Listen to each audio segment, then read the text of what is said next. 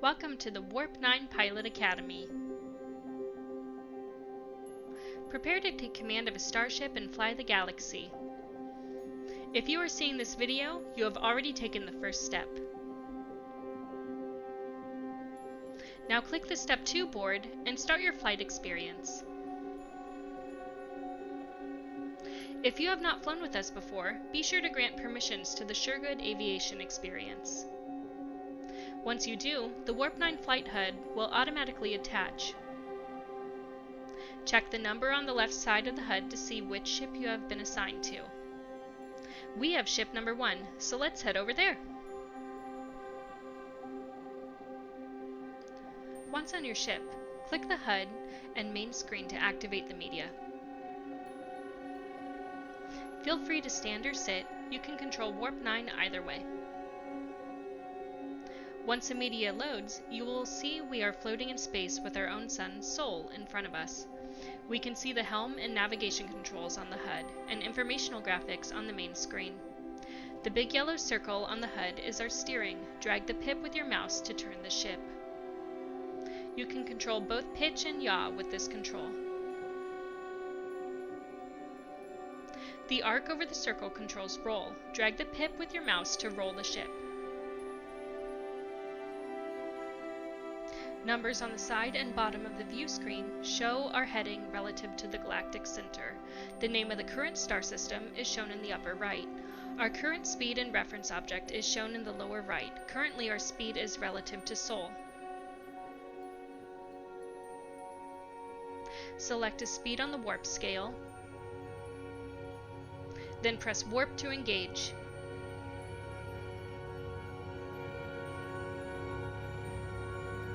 This is travel at warp 1.6 past our sun. In warp 9 ships, each warp factor is 10 times faster than the lower one. Now let's fly somewhere. We select Earth from the navigation HUD, then press Set Course. Our current destination is shown on the right side of the HUD below the current system name. Below that is the distance and time to our destination, in this case about 400 light seconds, which should take us about 1 minute. We navigate using the crosshairs. Just steer to keep the dot centered. Make sure the dot is solid. If it is hollow, our destination is behind us.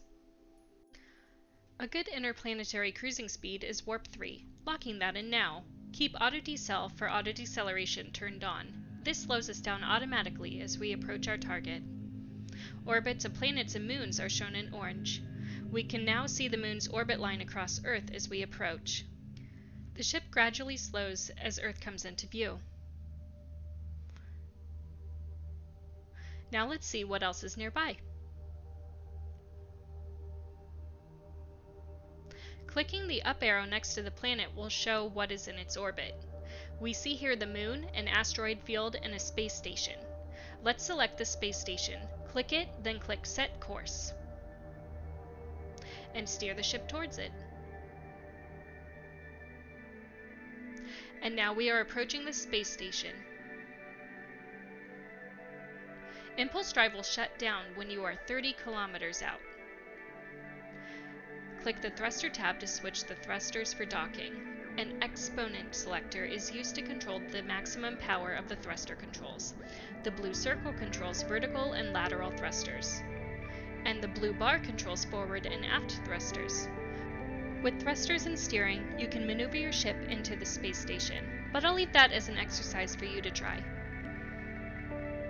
Instead, let's try an interstellar flight. Use the Atlas tab to look up a star. With no name entered in the search box, we see a list of the closest stars to us. You can also choose a star by name.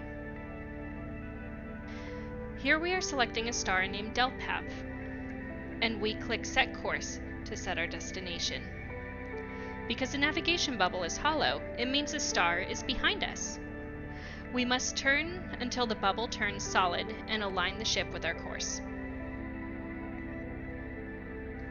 We are now on heading 052 Mark 25. We lock in Warp 9. Then press Warp to engage. Adjust the heading as we fly to keep us on course. With auto decel, our speed will gradually drop as we approach. Without auto decel, it's easy to overshoot your destination.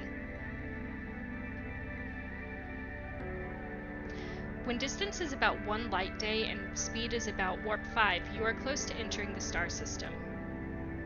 The orbit lines appear when we enter.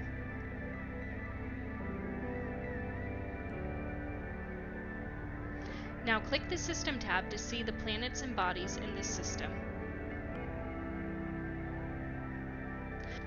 Let's select a planet, Delpav D.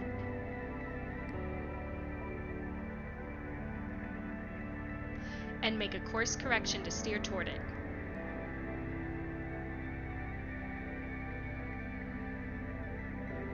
On the navigation chart, we see something in its orbit. It's a wormhole! Let's see what it looks like when we get closer.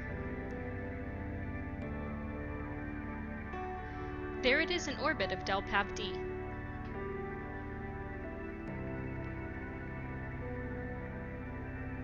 Before we head to the wormhole, let's turn off auto decel for a moment to make a high-speed pass by of Delpav D. Here we are speeding past at almost 17% the speed of light. Let's re-enable auto decel and set the wormhole as our target. Again, our target starts behind us and we must turn all the way around to align with it. We can now see the wormhole in front of us.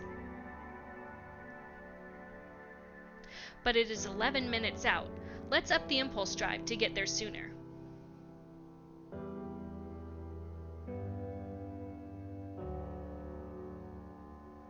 Adjusting course to keep on track.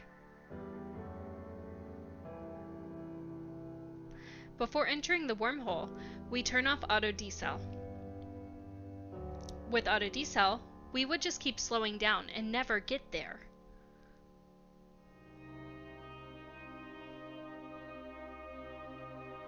Thank you for watching this Warp 9 tutorial. Now it's your turn to get out there and fly Warp 9. See you again soon. Kelly out.